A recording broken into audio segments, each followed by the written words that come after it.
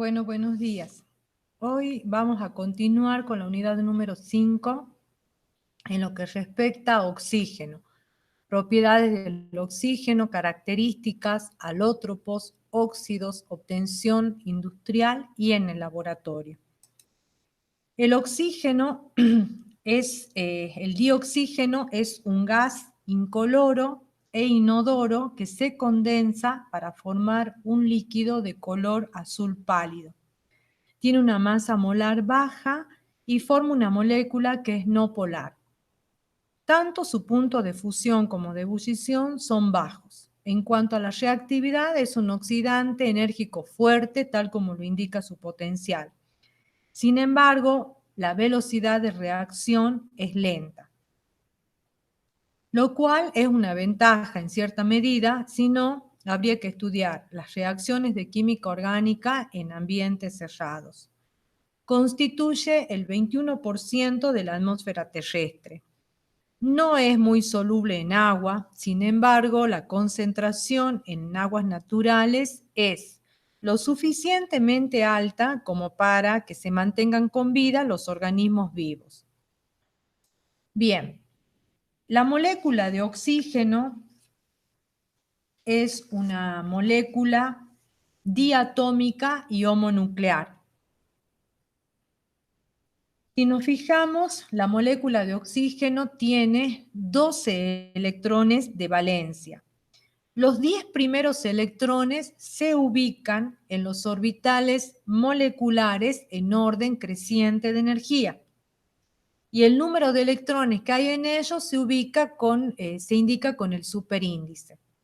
Los dos últimos electrones están ubicados en orbitales moleculares separados, antienlazantes y separados. Es decir, que van a tener sus espines paralelos. Tal como se indica en el diagrama simplificado de orbitales moleculares, fíjense que acá los orbitales moleculares antienlazante pi presentan los dos electrones con espines paralelos. Esto es llamativo, ya que la configuración de mínima energía de la molécula de oxígeno tiene estos electrones con espines paralelos no apareados. Esta es la razón por la cual la molécula de oxígeno es paramagnética. O sea que es un gas que presenta propiedades magnéticas en un campo magnético. Ahora bien, también podemos repasar el orden de enlace de la molécula de oxígeno, recordando que el orden de enlace lo calculábamos sumando los electrones de los orbitales enlazantes, tenemos 2, 4, 6, menos 2 de los antienlazantes, 4, dividido en 2, 2 es el orden de enlace de esta molécula de oxígeno. El oxígeno se combina con metales alcalinos y puede formar óxidos y peróxidos. En el caso de los peróxidos, el estado de oxidación es -1. La configuración electrónica de esta especie va a ser en principio la misma que la del oxígeno, solo que el electrón, la carga esta se va a ubicar en un orbital molecular antienlazante. De esta manera, el orden de enlace va a ser los 6 electrones que teníamos en los orbitales moleculares enlazantes, menos 3 de los antienlazantes, nos da un total de 3, dividido en 2, 1,5. El hecho de tener este electrón no apareado en un orbital molecular antienlazante le atribuye propiedades paramagnéticas a esta especie. Con respecto al ion óxido, la carga, el estado de oxidación es -2. Esto significa que estos dos electrones se van a sumar en los orbitales moleculares antienlazantes. El orden de enlace va a ser los 6 electrones, va a ser igual a los 6 electrones que teníamos en los orbitales moleculares enlazantes, menos 4 que tenemos ahora en los orbitales moleculares antienlazantes, hace un total de 2. Dividido en 2, 1, y el hecho de que los electrones de los orbitales moleculares antienlazantes estén apareados hace que esta especie no tenga propiedad magnética. No es paramagnética, es diamagnética. Recordando lo que vimos en enlace covalente, cuanto menor es la longitud de enlace, menor es la energía de enlace y mayor va a ser la longitud de enlace. En ese sentido, entonces, el orden de energía de enlace comparados va a ser la energía de enlace de la molécula de oxígeno mayor que la de la especie peróxido y esta a su vez mayor que la de un óxido. En cuanto a los alótropos, el oxígeno tiene un alótropo que es el ozono. El ozono es un gas tóxico que se produce en regiones de alto voltaje. Una forma de obtener ozono es hacer pasar una corriente de dioxígeno a través de un campo eléctrico de 10 a 20 kilovolts.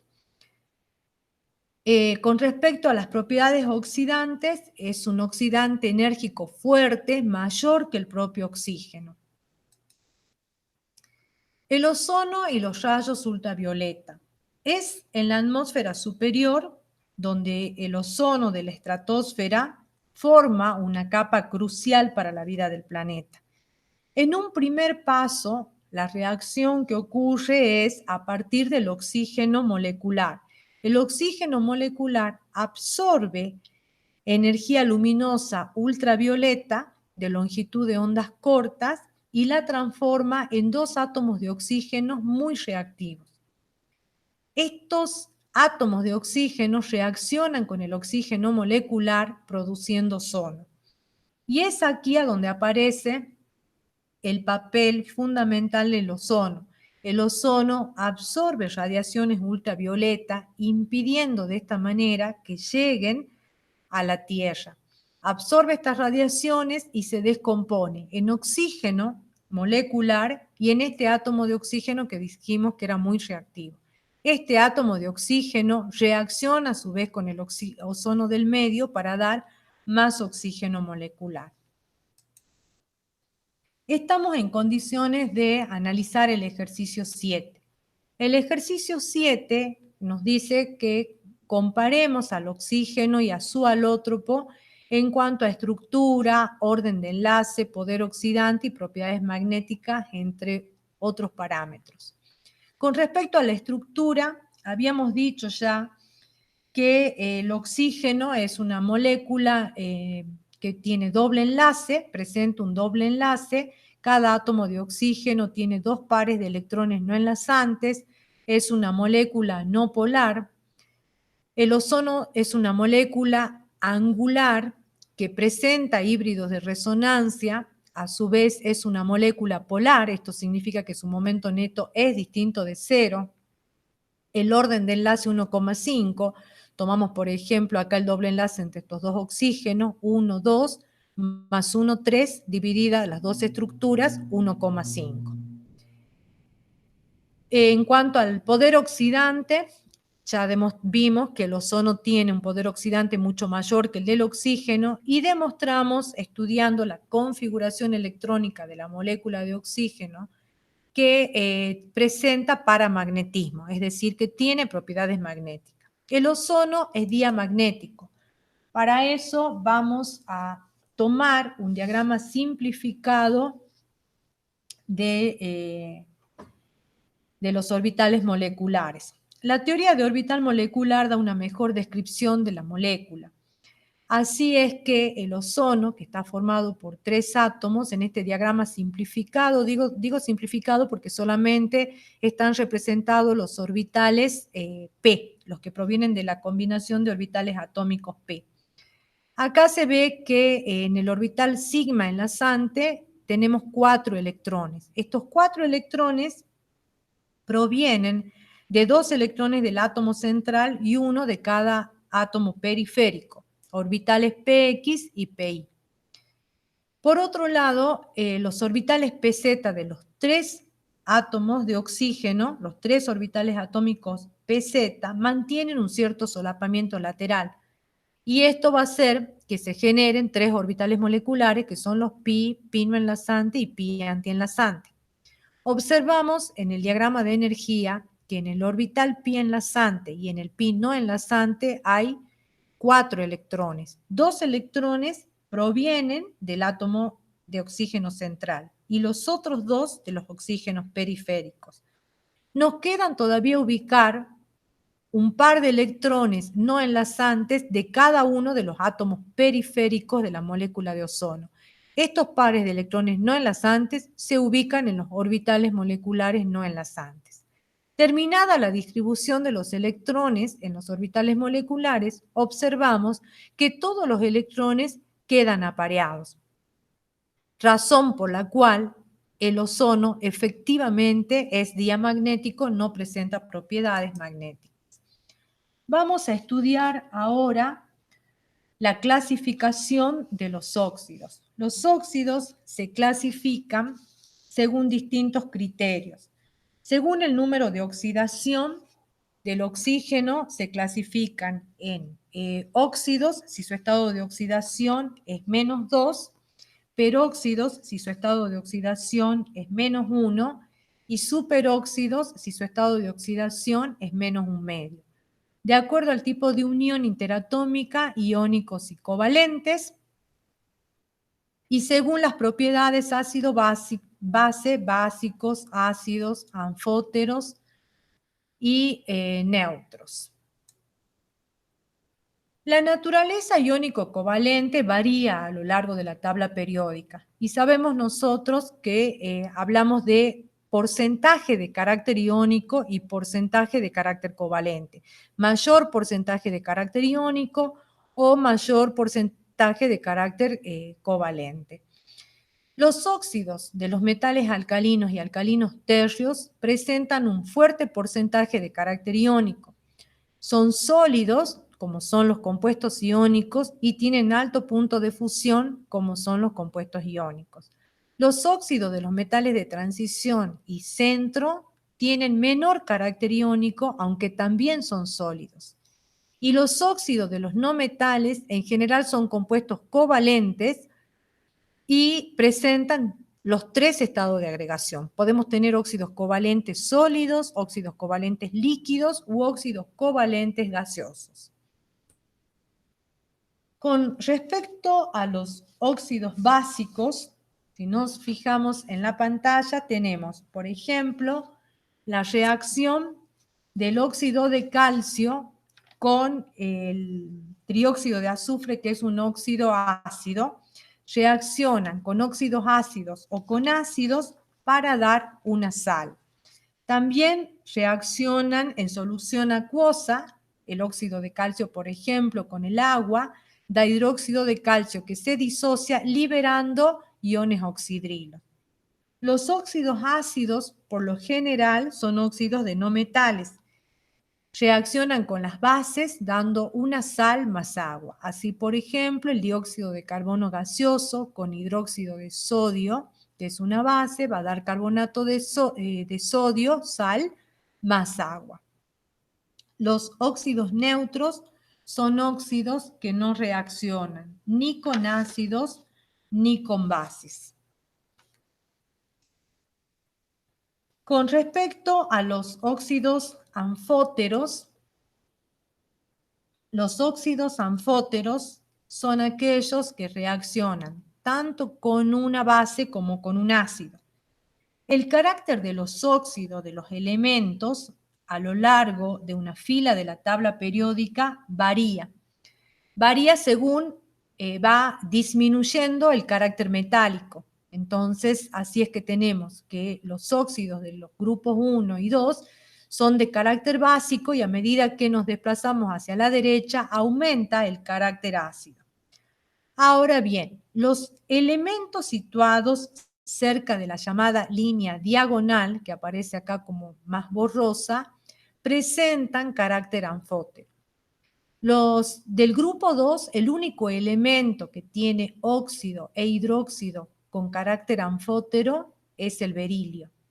Después tenemos en el grupo 13 el aluminio, el óxido de aluminio, que es un óxido del bloque P presenta anfoterismo, óxidos de galio, los óxidos, por ejemplo, de plomo, los óxidos de estaño.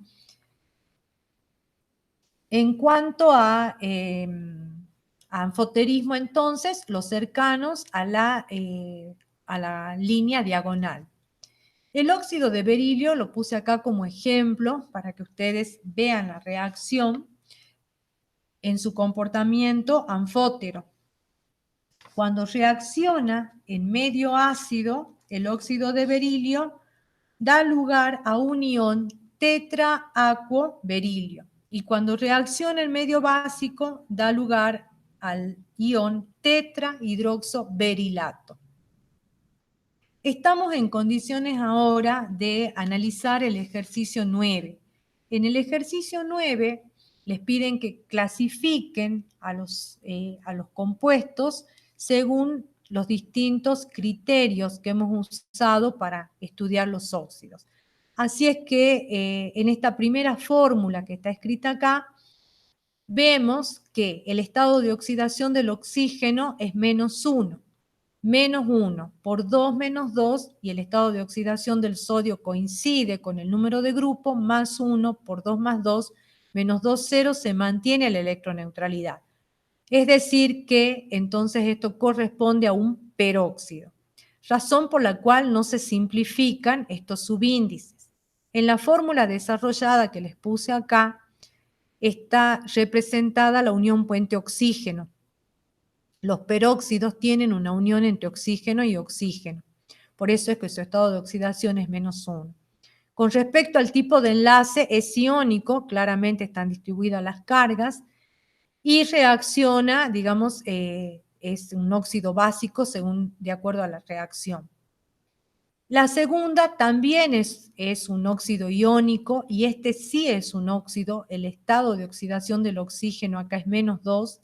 El magnesio pertenece a los alcalinos tercios, y los alcalinos tercios tienen estado de oxidación +2, los metales alcalinos tercios. Por lo tanto, +2 menos 2, 0, se mantiene la electroneutralidad, es un óxido.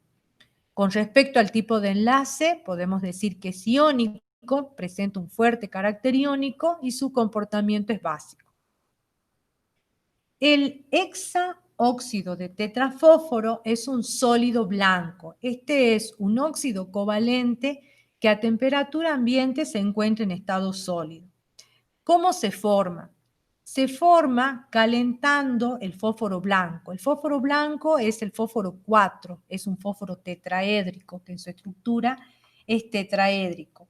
Cuando se calienta en escasez de oxígeno, la estructura base del tetraedro de fósforo se abre y cada átomo de oxígeno se ubica entre fósforo y fósforo, dando esta estructura.